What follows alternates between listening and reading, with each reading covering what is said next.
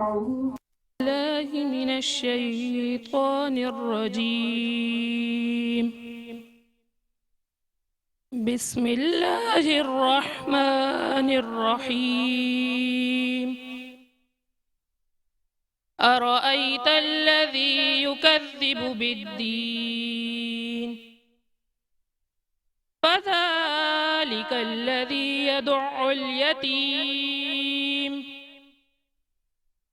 ولا يحث على طعام المسكين فويل للمصلين الذين هم عن صلاتهم ساهون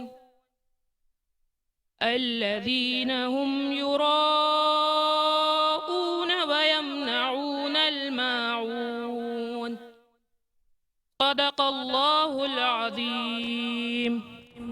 जज़ाकल्लाह माशाल्लाह। Metro news देखने वाले तमाम नाजरीन को आपके मेज़बान अली ज़ाकिर की जानिब से अस्सलाम वालेकुम। आप देख रहे हैं हमारा रमज़ान का खुसूसी प्रोग्राम जिसका नाम है रमज़ान के रंग ग्रेस के संग। मौजूद ख़वातीन और हज़रात, आज हमारे इस प्रोग्राम को आज 20 दिन हो चुके हैं। आपका हमारा साथ एकम रमज़ान से है जो कि चांद रात तक रहेगा, और आज हम जो है वो तीसरे अशरे में दाखिल होकर तीसरे अशरे की पहली सहरी को इख्तियार करेंगे।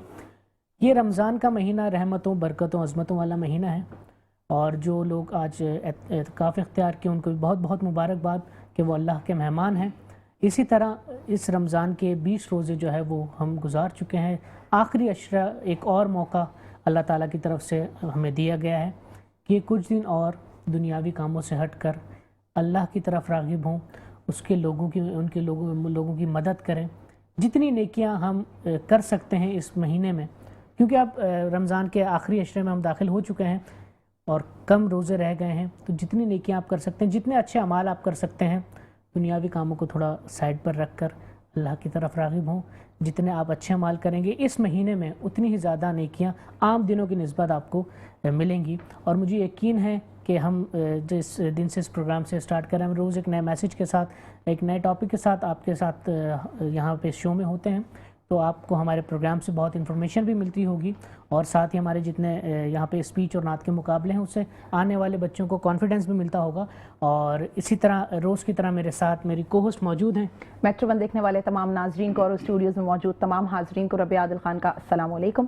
जैसा कि अली ने आपको बताया कि हमारे जो प्रोग्राम का मकसद है वो यही है कि हम लोगों तक ये मैसेज पहुंचा सकें कि तालीम और तरबियत इंसान की ज़िंदगी में कितना बड़ा किरदार निभाती है। इसमें सबसे बड़ा हिस्सा हमारे पास अल-आबिद एजुकेशनल सोसाइटी का है, जो कि हमें ये मैसेज आप तक पहुंचाने में जो है उन्होंने सबसे बड़ा ताउन ये किया कि लोगों के पास तालीम तो होती है, तरबियत नहीं होती, या लोगों के पास तालीम होती है, अच्छी तालीम नहीं होती। तो आज हमारे 20 रोज़े माशाल्लाह से पूरे हो गए हैं, और हम मुस्तकिल यही मैसेज अपने प्रोग्राम के थ्रू आप लोगों तक पहुँचाना चाह रहे हैं कि तालीम के साथ साथ तरबियत भी इंसान की ज़िंदगी में बहुत बड़ा किरदार अदा करती है। हमारा और आपका साथ यकम रमज़ान से चांद रात तक है, और हमारे प्रोग्राम में मुख्तलिफ शोबाजात से ताल्लुक़ रखने वाली शख्सियात आती हैं जिनमें माहिर तालीम सर फहरिस्त हैं। आज हमारे साथ जो गेस्ट मौजूद हैं मैं उनका इंट्रोडक्शन करवाना चाहूँगी, जिनमें सबसे पहले मोहम्मद उमर हमारे साथ मौजूद हैं, जिन्होंने एमफिल किया है इस्लामिक स्टडीज़ में। इसी के साथ उन्होंने मास्टर्स किया है, मास्टर्स भी उनका इस्लामिक स्टडीज़ में है। उसके अलावा ऑनलाइन वो इस्लामिक स्टडीज़ की तालीम देते हैं बच्चों को मुख्तलिफ स्कूल्स में, और मुख्तलिफ तरीक़ों से बच्चों को जो है वो इस्लाम की तालीम देने के साथ साथ स्कूल्स वगैरह में जो है वो इंग्लिश और अरबिक भी बहुत अरसे से पढ़ा रहे हैं। सर, आपको प्रोग्राम में बहुत बहुत खुशामदीद। इसी के साथ हमारे साथ दो बहन भाई ऐसे मौजूद हैं जिन्होंने बहुत मेहनत करके मेरिट पर कराची की नामवर यूनिवर्सिटी में एडमिशन लिया, जिसका नाम एनईडी यूनिवर्सिटी है, जिसमें सबसे पहले हमारे पास हाफिज मोहम्मद यासीन साहब मौजूद हैं। सर, आपको भी बहुत बहुत प्रोग्राम में खुशामदीद। और लाइबा कासिम भी मौजूद हैं। आप लोगों से हम बात करते हैं। इसी के साथ हमारे साथ मौजूद हैं अरशद जमान साहब, जो कि एडमिनिस्ट्रेटर हैं फार्कलेट ग्रामर सेकेंडरी स्कूल के, शोखे शाह लतीफ़ टाउन में वाक़ है, और इसी के साथ जॉइंट सेक्रेटरी हैं डिस्ट्रिक्ट कोरंगी के all Sindh private school and college association. Sir, आपको प्रोग्राम में बहुत बहुत खुशामदीद। बिल्कुल, हमारे तमाम मेहमानों को हमारे इस प्रोग्राम में खुशामदीद कहते हैं। सर अरशद जमान साहब, मैं एक बड़ा इंटरेस्टिंग सवाल आपसे करना चाहूँगा, क्योंकि आपका ताल्लुक़ जो है वो तालीम, एक बड़े तालीमी इदारे को आप चलाते हैं। हम एक अरसा दराज से देखते हुए आ रहे हैं कि 9-10 के बोर्ड ऑफ सेकेंडरी एजुकेशन के जब एग्ज़ाम्स होते हैं तो एक रीत बनी हुई है कि लोगों को नहीं पता कि इसका असल तरीक़ेकार क्या है, कि किस तरह एग्ज़ाम्स होने चाहिए। एक ही क्लास में 30-30, 40-40 बच्चे भी बैठे होंगे, एक ही डेस्क पे दो दो स्टूडेंट्स भी बैठे होंगे, ना उनमें कोई ऐसी SOPs होती हैं कि जिससे चीटिंग को रोका जा सके, ना कोई ऐसा वहाँ पे सेटअप या टीचर्स होते हैं कि वो इस चीज़ को कंट्रोल करें। तो जो असल तरीका है जो कि इम्प्लीमेंट नहीं होता, वो असल तरीका क्या है एग्ज़ाम्स का? बहुत बहुत शुक्रिया जी। दरअसल असल तरीका बोर्ड ऑफ सेकेंडरी एजुकेशन ने ख़ुद ही बनाया है और सेंटर्स बाकायदा तौर पर विज़िट्स होते हैं। अच्छा, सेंटर विज़िट होने के बाद जो है हर क्लास के अंदर 20 स्टूडेंट्स होते हैं जो वहाँ पे एक रूल राइज है, और 20 स्टूडेंट्स पे जो है एक इन्विजिलेटर करता है। जब ये सेंटर्स बने जाते हैं तो इन सेंटर बनाने में जो है काफ़ी जो है ये समझें करप्शन होती है, या मिली भगत होती है, या कुछ स्कूल मालिकान हो गए तो वो इसमें जो इंटरफेरेंस करते हैं। फिर छोटी जगहों पे सेंटर्स बन जाते हैं। अब एक क्लास में जहाँ जिस स्कूल के अंदर 200 स्टूडेंट्स पेपर्स दे सकते हैं, वहाँ वहीं पे ही 400, 500, 600 यानी कि मनपसंद सेंटर्स वहाँ ढूंढे जाते हैं या अपनाए जाते हैं, जिसकी वजह से अब कैपेसिटी कम हो गई। अब वो एक क्लास के अंदर जहाँ 20 स्टूडेंट्स बैठ सकते थे वहाँ उन्होंने 30 बिठा दिए, 40 बिठा दिए, फिर वो डेस्क्स को मर्ज कर दिया। अब डेस्क्स भी नहीं होती, फिर क्या करते हैं चेयर्स भी नहीं मिलती। बहुत सारे तो सेंटर्स ऐसे हो जाते हैं कि दरियों में बैठाया हमने देखा है कि बच्चे दरियों पे बैठे हुए जिस तरह से कोई और साथ ही बैठे हुए और एग्जाम्स हो रहे हैं। तो ये तो कोई तरीका ना, असल तरीका इसका क्या है? असल तरीका ये है कि 240 स्क्वायर यार्ड्स की बिल्डिंग हो कम से कम, ठीक है, ठीक है, मिनिमम स्टूडेंट्स या मिनिमम टू मैक्सिमम 350 स्टूडेंट्स उसमें। अच्छा, ये कोई रूल है बोर्ड का? बिल्कुल है, बिल्कुल है, इम्प्लीमेंट नहीं होता बकायदा रूल है, और ये पूरी एक बुक है। जब सेंटर वाला उसको मटेरियल प्रोवाइड किया जाता है, उसे बकायदा एक बुक दी जाती है जिसके अंदर सारे बायलॉज मौजूद हैं, लेकिन पढ़ता कौन है सर? बिल्कुल ऐसे। अच्छा, जिस तरह आपने भी कहा कि मनपसंद सेंटर्स लिए जाते हैं, हम एक देख रहे हैं कि क्योंकि मैं भी एक स्कूल जिसका नाम ग्रेसफुल ग्रामर हाई स्कूल है बल्दिया टाउन से, मैं भी वहीं से पढ़ा हूँ। तो जब एग्ज़ाम्स स्टार्ट होने वाले होते थे तो सर हमें अगर पहले बता देते कि जी दूसरे स्कूल्स की तरह ना मैं आपके सेंटर में आऊँगा, ना आपने मुझसे कोई उम्मीद रखनी है। क्योंकि हमें भी उम्मीद इस तरह से रहती थी कि हमने जब 9 के पेपर दिए तो हमने देखा कि जी जब दूसरे स्कूल के टीचर्स हैं, प्रिंसिपल्स हैं, वो आकर अपने बच्चों को चीटिंग खुद करवा रहे हैं, उनके लिए वहाँ के खड़े हो रहे हैं, उनको जो दूसरे बच्चों को नहीं दी जा रही जो फैसिलिटीज़ हैं उनको वो दे रहे हैं, उनको एक्स्ट्रा टाइम मिल रहा है, उनको बुक्स मिल रही बाकायदा, वो प्रिंसिपल और उनके अहदेदारान आके चीटिंग करवा रहे हैं। लेकिन हमें ये पहले बता दिया जाता था कि जी ये उम्मीद आपने नहीं रखनी, ना मेरा कोई टीचर आएगा, ना मैं खुद आऊँगा, इस चीज़ की उम्मीद नहीं रखनी। लेकिन फिर भी कई स्कूल्स ऐसे हैं जिनके प्रिंसिपल, जिनके टीचर्स वहाँ जाके चीटिंग करवाते हैं। फिर चीटिंग की वजह से जब उनके बच्चे अच्छे नंबर्स ले आते हैं तो बहुत बड़ा जो एक स्कूल के बाहर बोर्ड लगा देते हैं कि जी हमारे बच्चे ने इतनी परसेंटेज ली, हमारे स्कूल के बच्चे ने इतनी परसेंटेज ली। क्या कहना चाहेंगे इस बारे में? देखें, जब से नंबरों की या ग्रेड की दौड़ शुरू हुई, ठीक है, जहाँ पे स्कूल मालिकान, प्रिंसिपल या टीचर जहाँ पे इन्वॉल्वमेंट है, वहाँ पे पेरेंट्स का भी सबसे बड़ा किरदार है। पेरेंट्स भी वो ही स्कूल ढूंढते हैं जहाँ पे उनके बच्चों को ग्रेड्स मिलते हैं, ठीक है। और यहाँ पर मैं आपको कहें, जितना स्कूल मालिकान या जैसे अब हम नहीं कहना चाहिए सारे असाज़े, हम इनको माफिया का नाम देना शुरू कर देते हैं, या लोग हमें माफिया कहते हैं, लेकिन इसमें जो एक किरदार है ना, जो कि छुपा हुआ किरदार है, वो वालिदैन का भी है। कुछ वालिदैन ऐसे होते हैं जिनके बच्चों को ग्रेड्स चाहिए होते हैं, वो उन्हीं स्कूलों का रुख करते हैं जहाँ पे इस तरह की चीज़ें होती हैं। अब जस्ट लाइक मैं बात करता हूँ, मेरे स्कूल में जी बच्चों ने जो है 1 ग्रेड जो तादाद लिया, मैंने बैनर लगाया, जो वहाँ से गुजरेगा, हाँ यार ये 1 ग्रेड आए, 100 आए, सबको पता है कैसे आए। अब नेक्स्ट ईयर मेरे पास 200 एडमिशन हुए होंगे। अब फिर मैं क्या चाहूँगा कि भाई अगर इतना अच्छा मेरे पास बच्चा आ गया, मुझे सेंटर भी वैसे ही चाहिए। फिर मैं ऐसे लोगों को ढूंढूंगा जो इस तरह के काम करते हैं, फिर बाकायदा तौर पर जो सेंटर्स हमारे आएंगे, हम उनके ऊपर जो काम करना शुरू करेंगे। ये है सारा। एक अलमिया है उमर साहब से जो बिल्कुल, मैं उमर साहब आपसे यही सवाल करना चाहूँगी कि सर ने बतौर एडमिनिस्ट्रेटर तो अपनी चीज़ें बताई, अब आप बतौर टीचर, क्योंकि आप बहुत अरसे से बच्चों को पढ़ा रहे हैं, फिजिकल भी पढ़ा रहे हैं, ऑनलाइन भी पढ़ा रहे हैं, तो मैं आपसे ये जानना चाहूँगी सबसे पहले तो कि सिंध AKU बोर्ड और O लेवल्स में इसमें सबसे बेसिक डिफरेंस क्या है? सबसे पहले तो मैं आप लोगों का शुक्रिया अदा करूंगा कि इतने अहम टॉपिक के ऊपर आप लोगों ने बात करने का मौका दिया। देखें, तकरीबन काफ़ी हद तक तीनों का सिलेबस सेम है। अब ये कर लेते हैं कि AKU बोर्ड जो है, आगा खान बोर्ड, इसका सिलेबस में कुछ चीज़ें एडिशनल हैं और O लेवल्स में भी वही टॉपिक्स है, लेकिन उसके सब टॉपिक्स बहुत ज़्यादा हैं O लेवल्स के अंदर। सिलेबस इस हवाले से तो हम ये कह सकते हैं कि सिलेबस काफ़ी हद तक सेम है, लेकिन पेपर पैटर्न तीनों का बहुत डिफरेंट है, बहुत डिफरेंट है। अब अगर सिंध बोर्ड की बात करूं तो सिंध बोर्ड से मेरा इतना एक्सपीरियंस नहीं रहा, बहुत थोड़ा सा मैंने पढ़ाया है।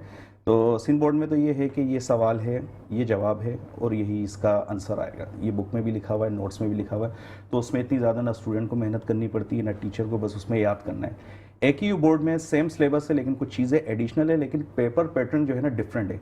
उसमें आप रट्टा लगा के पास नहीं हो सकते जब तक आपने टीचर का लेक्चर समझा हुआ नहीं होगा। कॉन्सेप्ट क्लियर नहीं है। कॉन्सेप्ट क्लियर होने चाहिए। सवाल इस तरह नहीं आता कि जो है ग़ज़वा बदर के बारे में लिखें।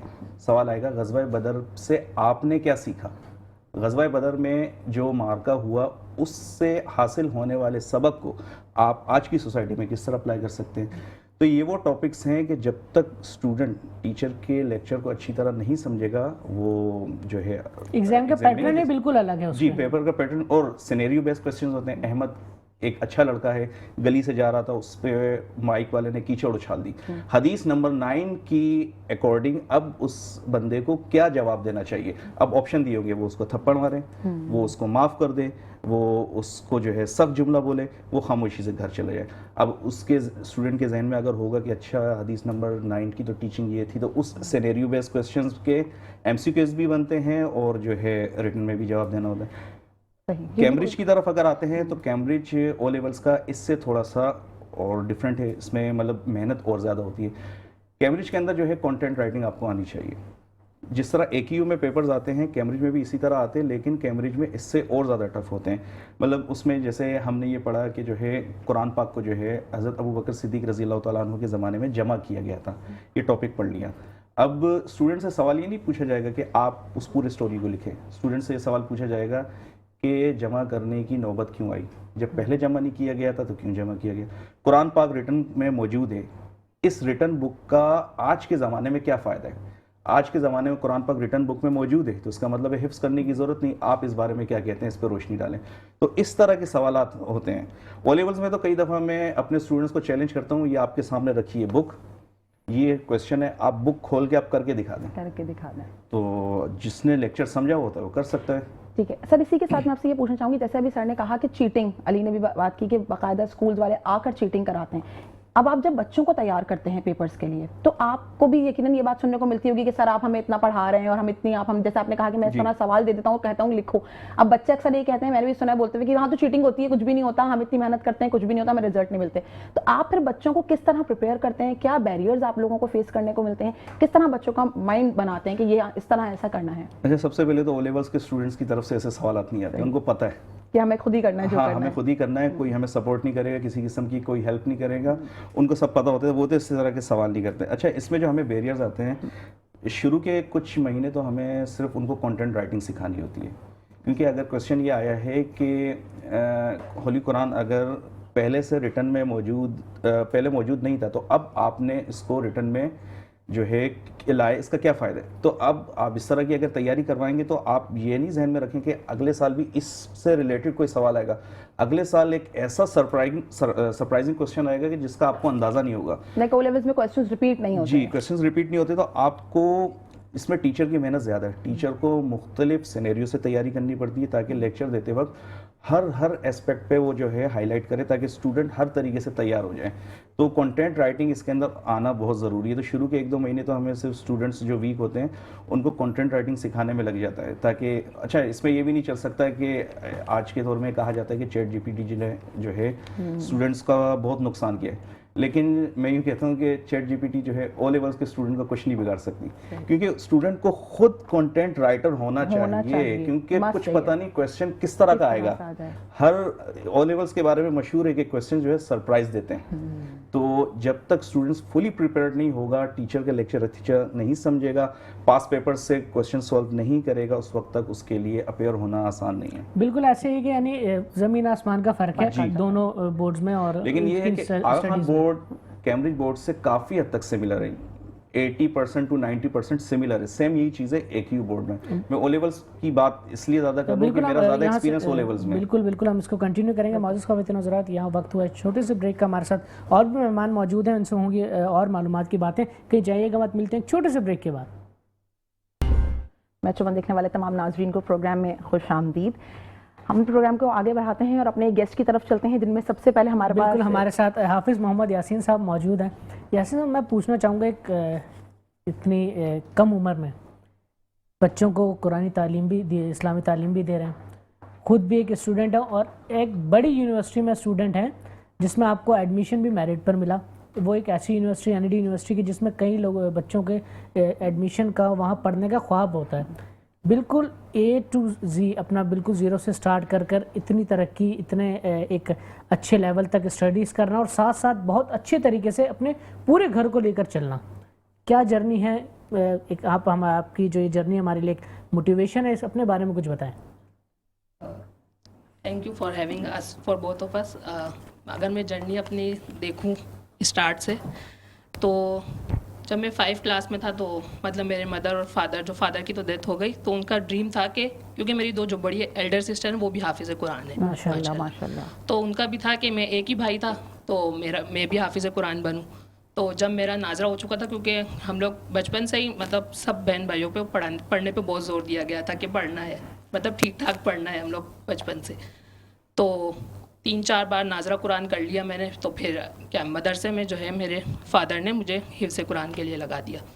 तो उस वक्त भी क्योंकि मैं सिर्फ हिफ्ज़ कुरान के लिए जाता था और मदरसे में सिर्फ क्या कहते हैं संडे की छुट्टी नहीं होती थी, फ्राइडे की छुट्टी होती थी।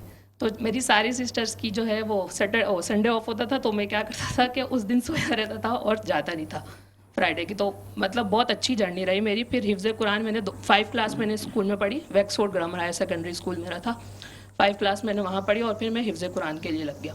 फिर 2 साल में अल्हम्दुलिल्लाह मैंने अपने हिफ्ज़ कुरान कंप्लीट कर लिया।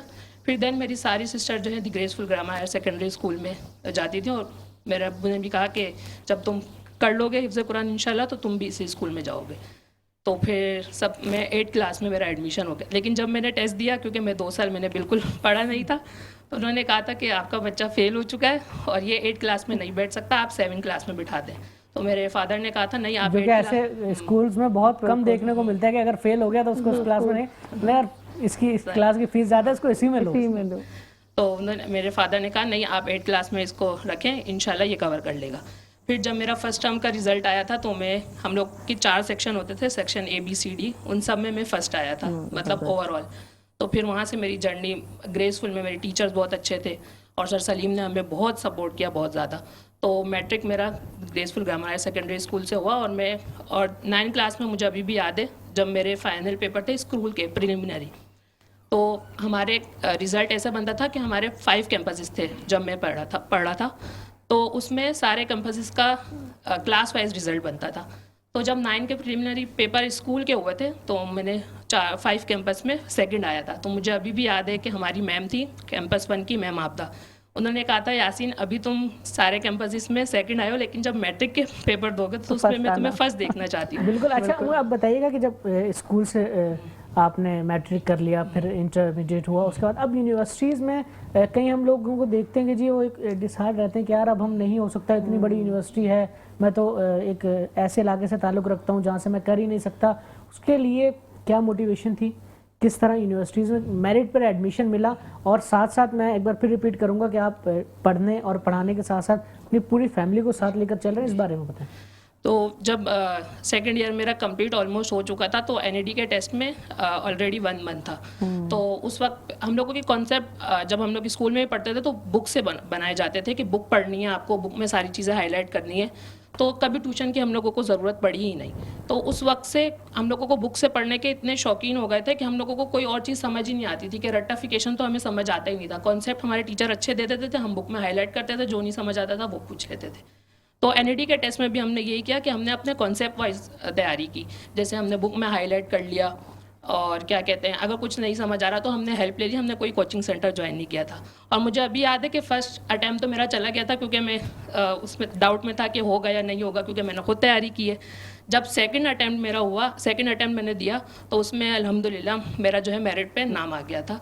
तो वही मैंने बेसिक तैयारी की थी, बिल्कुल जो मतलब एक आम स्टूडेंट कर सकता है, आराम से हो सकता है। कोई आम भी अगर बच्चा करना चाहे तो वो मेहनत करके कर सकता है। बिल्कुल। और के साथ मिस लाइबा, मैं आपसे ये सवाल करना चाहूँगी कि आपके भाई हैं माशाल्लाह, अभी इतने अच्छे तरीके से उन्होंने इतनी ब्रीफिंग दी, जब एक घर का बड़ा एक यूनिवर्सिटी में एडमिशन ले ले, मेरिट पर ले ले, फिर एक शौक हो जाता है इंसान को ना कि अब मुझे भी करना है, एक रोल मॉडल बना लेते हैं हम।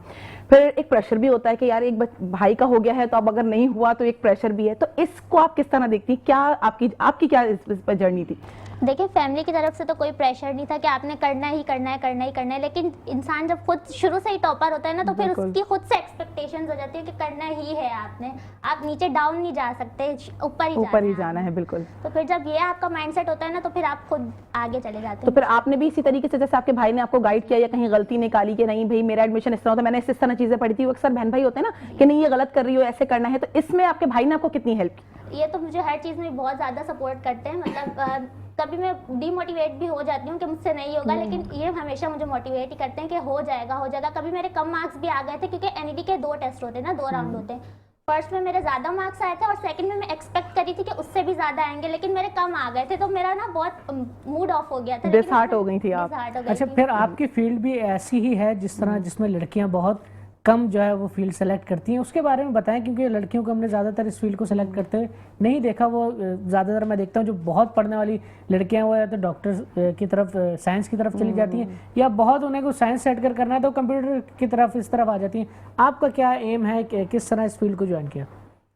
देखिए, मेडिकल की तरफ तो शुरू से ही मेरा रुझान था ही नहीं। मेरा माइंडसेट था प्रॉब्लम सॉल्विंग का और लॉजिकल थिंकिंग का, तो मेडिकल की तरफ तो मैंने जाना ही नहीं था, क्योंकि वो पता है आपको कि क्रैमिंग होती है और यही सब होता है। तो इंजीनियरिंग की तरफ मैं गई। उसके बाद जो कंप्यूटर इंजीनियरिंग में मैं इसलिए गई क्योंकि मुझे टेक्नोलॉजी का बहुत ज़्यादा शौक था। मैं देखना चाहती थी कि जो पीछे से चीज़ें वर्क किस तरह कर रही हैं टेक्नोलॉजी में, तो डेट्स वाई मैंने कंप्यूटर इंजीनियरिंग। अच्छा, आप दोनों बहन भाई हैं, तो कोई कंपटीशन रहता है पढ़ाई के हवाले से कि अगर भाई ने ये काम कर लिया है तो अब मुझे इससे ऊपर ही करना है, या बराबर का कम से कम करना है? बराबर का तो करना है, लेकिन ऊपर का मैं ज़्यादा नहीं सोचती। मतलब भाई की एक रिस्पेक्ट भी आ गई यहाँ पर। अच्छा, मैं आपसे एक सवाल करना चाहूंगी कि आप क्योंकि पढ़ाते भी हैं, टीचर भी हैं और खुद भी माशाल्लाह से पढ़ रहे हैं, तो आप बच्चों में क्या डिफरेंस देखते हैं कि पहले का बच्चा, लाइक आप जिस वक्त होंगे स्टूडेंट, उस वक्त के बच्चे में और आज के बच्चे में आपको क्या फ़र्क नज़र आता है? मेन डिफरेंस मुझे ये नज़र आता है कि आज का बच्चा बाहर से बिल्कुल भी नहीं पढ़ता। पहले के जब हम लोग पढ़ते थे तो हमारे जो पेरेंट्स वो टीचर को ये बोल के आते थे कि जितना मार दो, वो हड्डियां हमारी खालिस लगी भी सारे दी जाती थी ना, हमें रिजल्ट चाहिए, हमें रिजल्ट चाहिए। बिल्कुल ऐसी आज के पेरेंट्स ये कहते हैं कि चलें कम नंबर भी आ रहे हैं तो इट्स ओके, आ रहे हैं, लेकिन बच्चे को ज़्यादा बर्डन ना हो। ये एक अच्छी बात भी और बुरी बात भी। अच्छी बात ये है कि चलें बच्चा रिलैक्स रहेगा, लेकिन बुरी बात ये है कि उसको जो कॉन्सेप्ट सीखने होंगे ना वो मिस हो जाएंगे कहीं ना कहीं। यानी तो ये मेन डिफरेंस, ये जो डिफरेंस आ रहा है पेरेंट्स की वजह से आ रहा है। हाँ, मतलब पेरेंट्स की वजह से भी आ रहा है, सकते हैं कि पेरेंट्स की भी कहीं ना कहीं लैकिंग आ जाती है। बिल्कुल ऐसा ही। और मौजूद ख़वातीन व हज़रात, यहाँ वक्त हुआ एक छोटे से ब्रेक का। ब्रेक के बाद आज हमारे क्वार्टर फाइनल का फाइनल राउंड है और इसी के साथ साथ नात कंपटीशन भी है। कहीं जाइएगा, मिलते हैं एक छोटे से ब्रेक के बाद। मेट्रो वन देखने वाले तमाम नाजरीन को प्रोग्राम में एक बार फिर से खुशामदीद। प्रोग्राम को आगे बढ़ाते हैं और सबसे पहले मैं उन अफराद का शुक्रिया अदा करना चाहूँगी जिनके ताउन से आप इस प्रोग्राम को अपने घर पर देख रहे हैं, जिनमें सबसे पहले Alabid educational society, Javed publishers बोलती किताबें, all Sindh private school and college association, tea partner हमारे हैं हर पल ताज़ा चाय, इसी के साथ Recool syrup move pharma Pakistan की तरफ से, और अंसारी कुर्ता फैशन, जिनके कुर्ते आप अली को पहने हुए देख सकते हैं। आप तमाम अफराद का बहुत बहुत शुक्रिया। इसी के साथ हम अपने जज को वेलकम करते हैं। आज हमारे साथ फरहान बल्दवी साहब हैं जो कि तकरीर के मुकाबलों को जज करेंगे, और सर उमर आप हमारे नात के बच्चों को जज करेंगे। प्रोग्राम को आगे बढ़ाते हैं और नात के मुकाबले की तरफ चलते हैं, जिसमें सबसे पहले हमारे पास अयान आलम है जिना पब्लिक स्कूल से। आप लोगों के पास 2 मिनट का वक्त है। 2 मिनट के वक्त के अंदर आपने अपनी तकरीर और नात दोनों को मुकम्मल करना है। सब्ज़ गुंबद वाले मंजूर दुआ करना,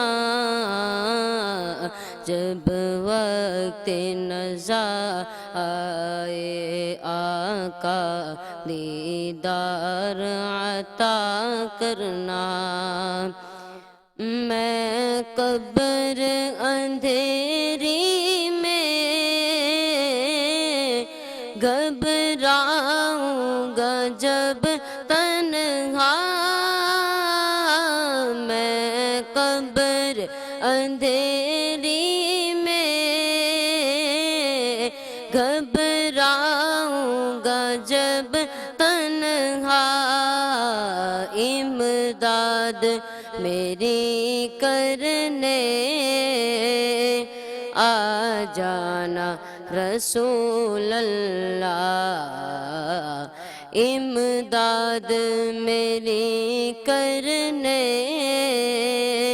आ जाना मेरे आका, रोशन मेरी तुरबत को ऐ नूर खुदा करना, जब वक्त नज़ा आए आका दीदार अता करना। ऐ सब्ज़ गुंबद वाले मंजूर दुआ करना, जब वक्त नज़ा आया का दीदार अता करना। सूरत आवाज़ में कलाम पेश किया। इसके बाद हमारे पास हैं अयान अनीसुल अतफाल स्कूल से।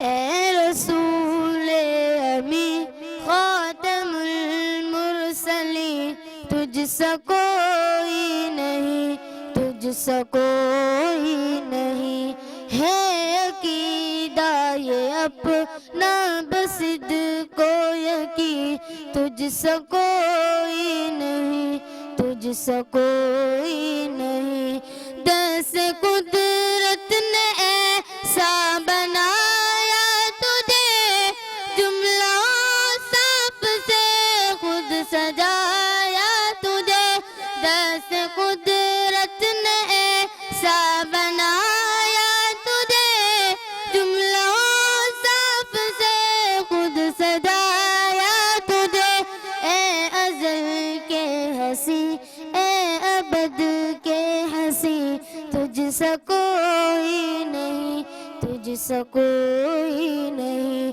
बज़्म कौनैन पहले सजाई गई, फिर तेरी नात मंजर पे लाई गई, बज़्म कौनैन पहले सजाई गई, फिर तेरी नात मंजर पे लाई गई, सैयदुल अव्वली सैयदुल आखिरीन, तुझसा कोई नहीं, तुझसा कोई नहीं, तेरा सीका रवा गुल जगह में हुआ, इस ज़मीन में हुआ, आसमां में हुआ, तेरा सीका रवा गुल जगह में हुआ, इस ज़मीन में हुआ, आसमां में हुआ, क्या रब क्या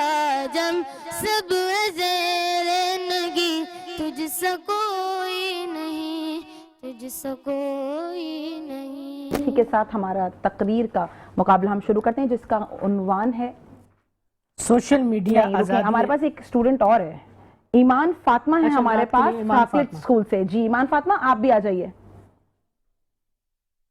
छोटी सी नजर नहीं आई। जी जी जी। हाँ, इसके ऊपर खड़े हो जाएं, आप माइक एडजस्ट करें, बस साथ करें।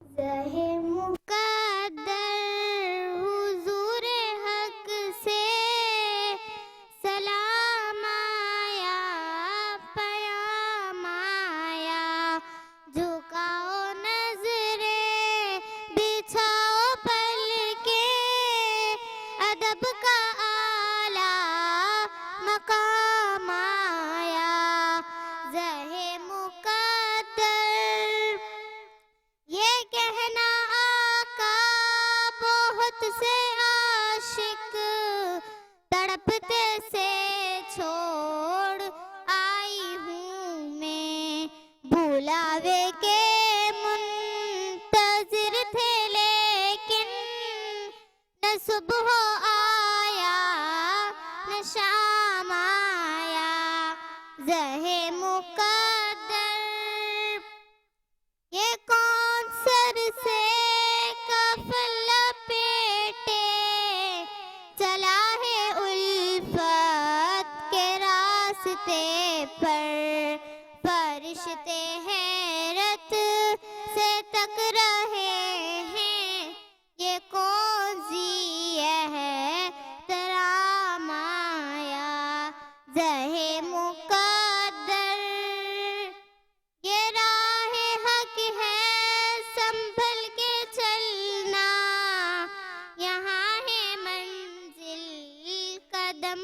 कदम पर पहुंचना दर पर। इसी के साथ हम अपने तकरीर के मुकाबले की तरफ बढ़ते हैं, जिसका उन्वान है सोशल मीडिया आज़ादी ख्याल या इखलाकी बहरान।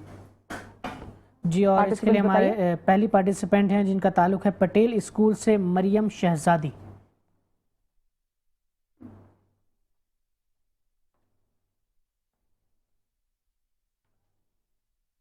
मोहतरम जज साहबान और सामीन कराम, कहते हैं कि कलम की ताकत तलवार से ज्यादा नहीं होती, मगर आज एक नई ताकत सामने आ चुकी है।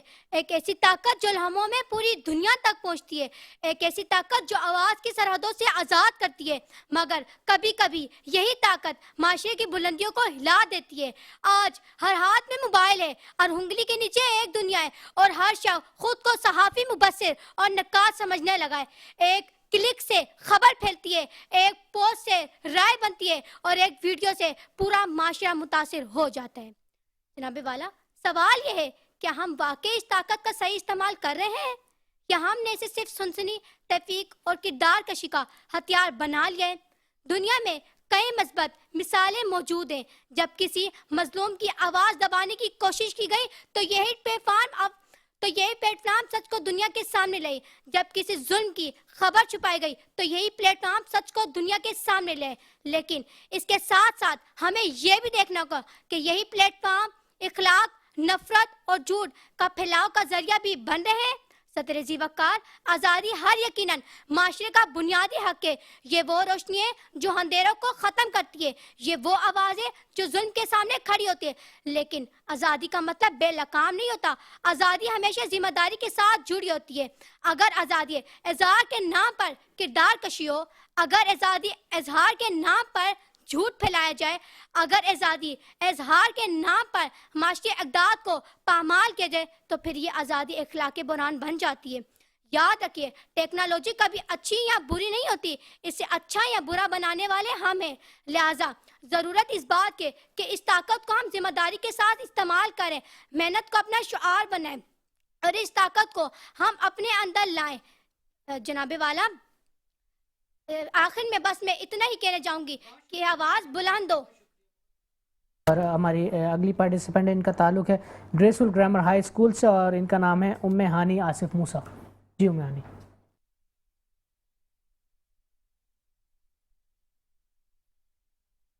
सदर मोहतरम, आइए चलिए मेरे साथ चंद मनाज़रे माजी की सैर को। देखिए 1970 में होने वाले बांग्लादेश की खतरनाक समंदरी तूफान को, जहां लाखों लोगों के मुतासिर होने के बावजूद असल तबाही की शिद्दत से आज भी दुनिया ला इल्म है। मजीद देखिए 1986 में होने वाले सोवियत यूनियन न्यूक्लियर पावर में धमाके को, जिसे उसूली तौर पर तो तहलका मचा देना चाहिए था, लेकिन ऐसा ना हुआ। ज़ीवकार, सवाल ये कि ऐसा क्यों? जवाब ये कि वो वक्त सोशल मीडिया के जादुई असर से महरूम था। जी ज़ीवकार, अगर आज मवाजना किया जाए तो हम देखते हैं कि सोशल मीडिया, अगर आज मवाजना किया जाए तो हम देखते हैं जी ज़ीवकार, अगर आज मवाजना किया जाए तो हम देखते हैं कि किसी भी मुल्क में एक मशहूर शख्सियत को छींक भी आ जाए तो खबर सेकंड्स में तहलका मचा देती है। सदर मोहतरम, इंसानी जिंदगी का ये इनकलाब, जिसमें सारी दुनिया समेटकर एक स्क्रीन तक महदूद हो गई है, ये अपने अंदर एक खतरनाक जहर लिए हुए है। जी ज़ीवकार, हम एक ऐसे दौर का हिस्सा बन चुके हैं जहां सच और झूठ में फर्क करना मुश्किल, खबर की तस्दीक करना मुहाल, साजिश, किरदार कुशी, शख्सियत कुशी एक रिवायत बन चुका है। मगर अफसोस इस बात का कि हमें इसके होने वाले नुकसानात से कोई फर्क भी नहीं पड़ता। हम दर्दो अलम के मसीहा, हम आज़ादी राय के रसिया, हम तशहीर खबर के अलम बरदार हैं, हम हक गोई के दावेदार हैं। खबर हो सूरत इल्जाम, हमें इससे क्या, हो जाए कोई नामवर बदनाम, हमें इससे क्या। हम तो लाइक्स और फॉलोअर की गुलामी में गिरफ्तार हैं। हम सोशल मीडिया की इस तफरीह के लिए शुक्रगुजार हैं। जी ज़ीवकार, हमारी इखलाकी बुनियादों को हिला देने वाला ये गलत इस्तेमाल ना सिर्फ मजहबी जज्बात को मजरूह कर रहा है, बल्कि हमारे अंदर एहसास कमतरी का जज्बा भी पैदा कर रहा है। ये प्लेटफॉर्म जिसे मजहब व तहजीब के मरकज़ तरवीज बनना था, आज तफरीह का मरकज बन चुका है। ज़ीवकार, ये थैंक यू उम्मे हानी। और हमारे साथ हमारी तीसरी पार्टिसिपेंट जो है, उनका ताल्लुक है पटेल स्कूल से, और नाम है मरियम फ़कीर मोहम्मद।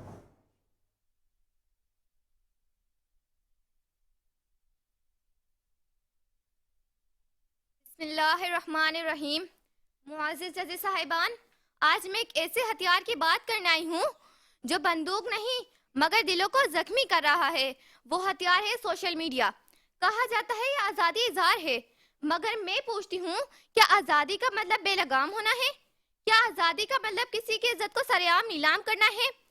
दोस्तों, सोशल मीडिया ने हमें आवाज़ दी, मगर क्या हमने आवाज़ को ज़मीर दिया? आज हम एक क्लिक से किसी की जिंदगी तबाह कर देते हैं, एक झूठी खबर से पूरा मुआशरा हिला देते हैं और कहते हैं ये मेरी आज़ादी है। याद रखें, लफ्ज़ जब तीर बन जाएं तो दिल छलनी करते हैं और जब नूर बन जाएं तो तकदीर बदल देते हैं। फैसला हमारे हाथों में है, हम अपने लफ्ज़ों को तीर बनाएंगे या नूर।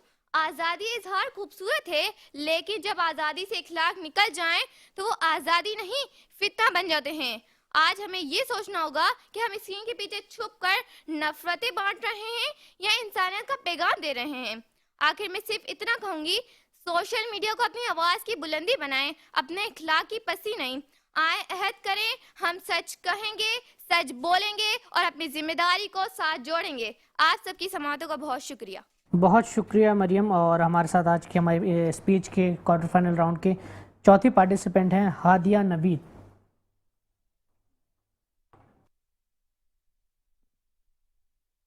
बिस्मिल्लाहिर्रहमानिर्रहीम। सोशल मीडिया दौरे हाजिर का एक ऐसा आईना है जिसमें हमें अपनी तरक्की भी नजर आती है और अपनी तनज़्ज़ुली का अक्स भी। वो जमाना लग गया जब आवाजें दीवारों से टकराकर दम तोड़ देती थी। आज सोशल मीडिया ने हर एक आमो खास के हाथ वो कुव्वते गोयाई दे दी है जिससे वो ऐवानों को हिला सकता है। ये एक ऐसा प्लेटफॉर्म है जिसने मजलूमों को जुबान दी, छुपे हुए टैलेंट को पहचान दी और दुनिया को एक ग्लोबल विलेज बना दिया। अगर मैं कहूं कि सोशल मीडिया आज़ादी इजहार का सबसे बड़ा अलमबरदार है तो ये गलत ना होगा, मगर ठहरिए, आज आज़ादी इजहार के नाम पर जो तूफान बदतमीजी बरपा है, क्या हम उसे नजरअंदाज कर सकते हैं?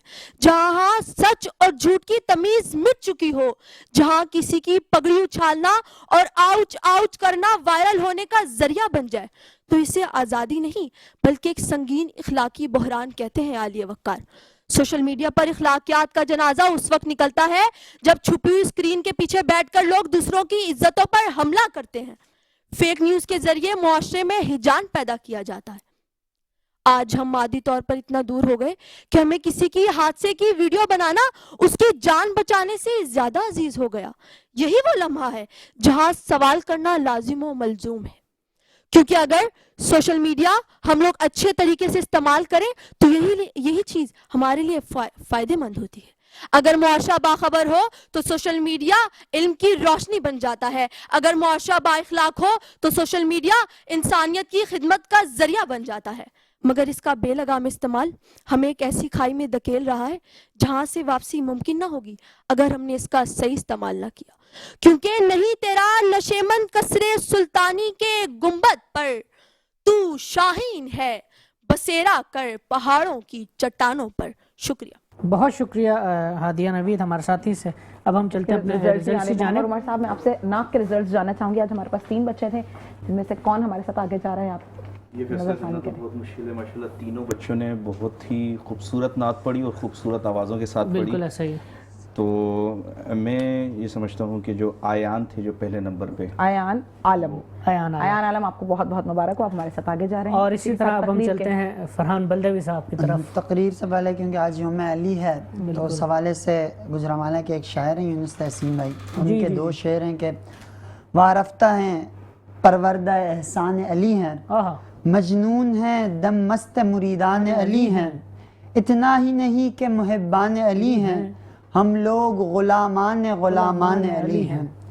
अच्छा, 4 बच्चियाँ थी आज तकरीर में। मसला ये हुआ कि 2 बच्चियाँ तो तकरीर ही मुकम्मल नहीं कर पाई। बिल्कुल। बाकी 2 बच्चियों के लिए खुशखबरी ये है कि आज हम 2 बच्चों को अगले राउंड के लिए क्वालिफाई करवा रहे हैं, तो वो दोनों बच्चियाँ ही हमारे साथ क्वालिफाई कर रही हैं, जिनके नाम सर ले रहे हैं, जिनके नाम सेकंड पोजीशन पे हमारे पास हैं हादिया और फर्स्ट पोजीशन पे आज हमारे पास है मरियम फ़कीर मोहम्मद। ओके, मरियम और हादिया दोनों को एक चीज़ मैं और कहना चाहूँगा कि क्योंकि 2 बाकी बच्चियाँ तकरीर पूरी नहीं कर पाई, इस वजह से हमने हादिया को सेकंड रखा, लेकिन आपने जो शेर पढ़ा वो आपने बाकायदा अपने मौजू या मवाद से बिल्कुल ही अलग करके पढ़ा, नहीं नशेमंद वाला शेर। तो जब आप शेर लिखें, पहली बात तो मैंने बार बार ये किया ना, 2 मिनट के कंटेंट में शेर की ज़रूरत नहीं है। ठीक है, अगर आप लगा भी रहे हैं तो कम से कम आपके कंटेंट या टॉपिक से फिर रेलेवेंट हो, इस चीज़ को लाजमी देखें। ठीक है, बहुत शुक्रिया। अच्छा, एक सवाल जो है वो मैं आपसे एक सवाल करना चाहूँगी, मैं चाहूँगी आप मुख्तसर से इसका जवाब दें क्योंकि हमारा वक्त भी खत्म हो रहा है। आप ऑनलाइन और फिजिकल एजुकेशन, क्योंकि आप बच्चों को स्कूल भी जाकर पढ़ाते हैं और एक ऑनलाइन भी आप बच्चों को क्लासेस देते हैं, और हमारा कोविड के दौर में जैसे पूरी एजुकेशन सिस्टम ऑनलाइन पर आ गया था, तो आप इसमें क्या डिफरेंस देखते हैं, क्या फ़र्क है बच्चों में और पढ़ाने में? वैसे तो फेस टू फेस क्लासेस ज़्यादा आसान होती हैं क्योंकि आप देख रहे होते हैं कि स्टूडेंट जो है आपको सुन रहे हैं, आप वाइट बोर्ड का यूज़ कर रहे होते हैं और आपकी पूरी कंसंट्रेशन होती है। जबकि ऑनलाइन में आपको पता नहीं होता कि स्टूडेंट जो है सिर्फ बैठे हुए आपको देख रहे हैं, आपके साथ साथ दूसरी एक्टिविटी में भी इन्वॉल्व हैं। लेकिन ये है कि पढ़ने वाले भी जो है ऑनलाइन में भी ऐसा ही पढ़ सकते हैं जैसे कि फ़ेस टू फेस क्लासेस में। तो ज़्यादा अच्छी जो है फ़ेस टू फेस ही है, उसका तो खैर कोई मुकाबला नहीं है, लेकिन बकदरे ज़रूरत ऑनलाइन की तरफ भी जाया जा सकता है। जैसे कोविड में बहुत कामयाब तजुर्बा रहा ऑनलाइन का। यानी आप फिजिकल क्लासेस को जो है वो ज़्यादा प्रेफर करते हैं, फेस टू फेस ज़्यादा, उसका तो कोई मुकाबला सर आपका हमारे प्रोग्राम में वक्त देने का बेहद शुक्रिया। उमर साहब आपका बहुत शुक्रिया, और हाफिज़ साहब आपके ये पूरी हमने जो जर्नी सुनी, इससे कई लोगों को मोटिवेशन मिलेगी और इसी तरह वो आपको देखकर और आपकी सिस्टर जो उनको देखकर आगे बढ़ेंगे, और वो उनके दिमाग से ये चीज़ निकल जाएगी कि जब एक आम घर से जो है वो एक लड़का और उसकी सिस्टर इतनी बड़ी यूनिवर्सिटी में एडमिशन लेकर अपना घर साथ चला सकते हैं और सब चीज़ें एक साथ कर सकते हैं, तो बिल्कुल इंसान कुछ करना चाहे तो वो कर गुजरता है। बिल्कुल ऐसा ही। और हमारे साथ जो है यकम रमज़ान से हमारे जज फरहान बलदेवी साहब मौजूद हैं। मौजूद ख़वातीन और हज़रात, यहाँ हमारे प्रोग्राम का वक्त ख़त्म हो जाता है। कल एक नए टॉपिक के साथ, नए मेहमानों के साथ आपसे मुलाकात होगी। और जिस तरह फरहान बलदेवी साहब हमारे जज हैं, उन्होंने बताया कि आने वाले बच्चों के लिए कंटेंट और याद रखना, अपना खुद कंटेंट लिखना, ये कुछ चीज़ें जो डे 1 से हमें बता रहे हैं, इसको नोट करें क्योंकि अब हम जो है वो सेमीफाइनल और फाइनल्स की तरफ जा रहे हैं। तो इन चीज़ों का ख्याल रखें ताकि मुकाबले और अच्छे और सख्त हो सकें। कल आपसे इसी वक्त रोज़ाना की तरह मेट्रो 1 न्यूज़ पर रात 10 बजे मुलाकात होगी। अपना बहुत सारा ख्याल रखिएगा। जब तक आपका और हमारा अल्लाह ने के बाद।